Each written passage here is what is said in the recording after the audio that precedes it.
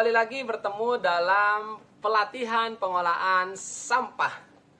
Nah, pada kesempatan kali ini kita masih akan melanjutkan pelatihan pengolahan sampah kita. Dan bagaimana kabarnya Sobat Lingkungan pada hari ini?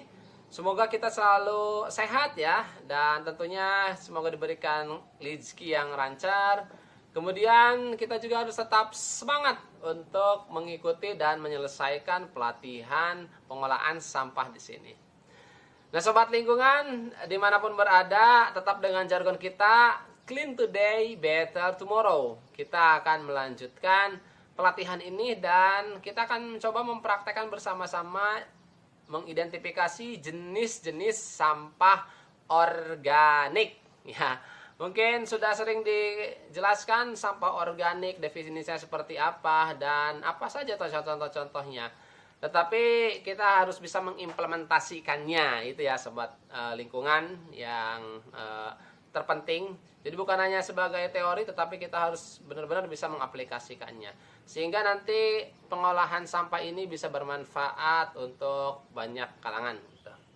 Nah, Sobat Lingkungan, untuk pertemuan kita kali ini di sini sudah ada alat-alat dan bahan-bahan. Ya, alat-alat dan bahan-bahan. Kemudian nanti kita identifikasi serta diskusikan apa saja yang bisa kita lakukan terkait dengan pengolahan sampah organik di sini ya.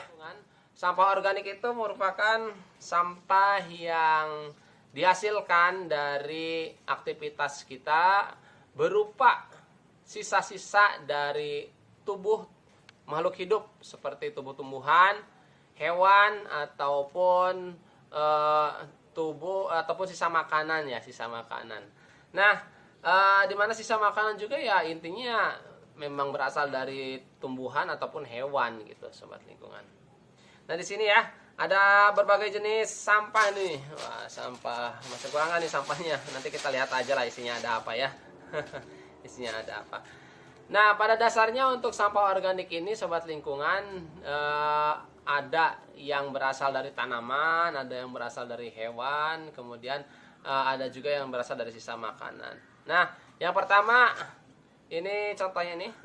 Nah, ini adalah apa nih, bambu ya, batang bambu yang sudah sisa-sisa dari batang bambu. Nah, ini termasuk ke dalam sampah organik juga ya, sampah organik. Kenapa? Karena berasal dari tumbuh-tumbuhan gitu ya. Kemudian kita kesisihkan, ini juga sama, sisa ranting ini. Nah, kalau ini rantingnya lebih teksturnya lebih mudah gitu. Biasanya semakin keras suatu sampah dia akan semakin lama terurai, dan semakin lunak akan semakin mudah terurainya gitu ya. Kemudian di sini ada sampah apa lagi, kita buka yang ada di plastik ini. Nah, ini sampah-sampah sisa sayuran Sobat Lingkungan. Nah, ini ada sisa sayuran. Oh, ini masih bagus padahal ya, masih bisa tapi emang warnanya sudah berubah ini.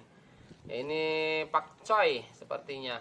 Ini termasuk sampah organik atau anorganik? Oh, jelas ini termasuk sampah organik. Akan tetapi di sini kita lihat masih ada sisa rockwoolnya ya.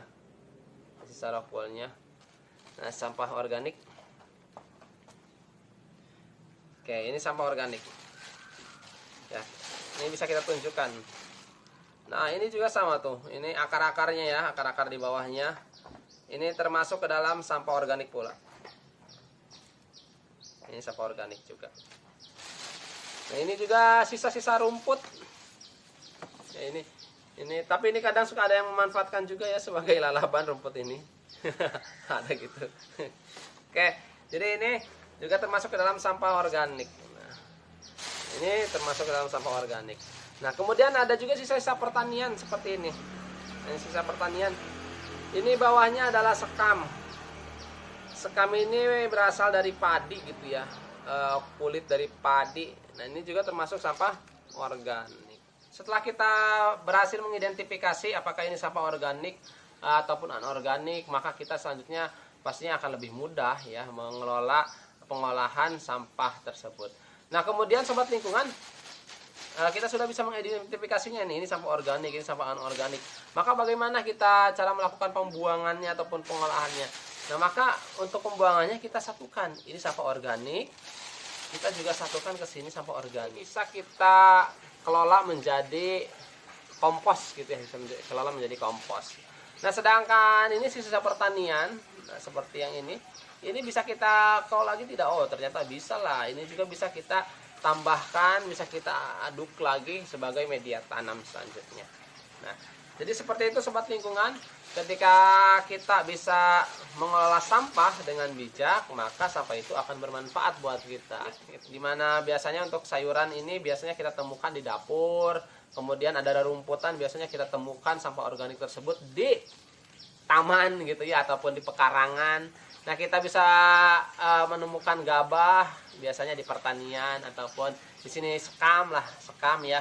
Biasanya sampah-sampah sekam, sampah-sampah sisa tanaman lainnya itu biasanya kita temukan di lingkungan pertanian. Nah, itu sobat lingkungan ya, semoga bisa mengimplementasikannya, di rumah ataupun di masyarakat, sehingga ilmu ini bisa bermanfaat gitu ya. Akan tapi mungkin ada pertanyaan, emang buat apa sih gitu ya kita susah-susah memilah sampah, terutama sampah organik. Padahal sampah organik itu kalau dibuang juga nantinya akan tetap mudah terurai dibandingkan sampah anorganik. Jawabannya karena kalau kita membuang sampah organik sembarangan, maka akan menimbulkan pencemaran yang kita dengar dengan pencemaran lingkungan. Ya, karena apa? Karena sampah organik apabila tidak dikelola dengan baik juga dia akan menghasilkan proses penguraian dan menghasilkan metana gitu ya. Terutama metana ini akan berpengaruh terhadap bau di lingkungan kita. Nah, oleh karena itu bijak-bijak mengolah sampah. Tetap jaga lingkungan, bijak kelola sampah, and clean today, better tomorrow.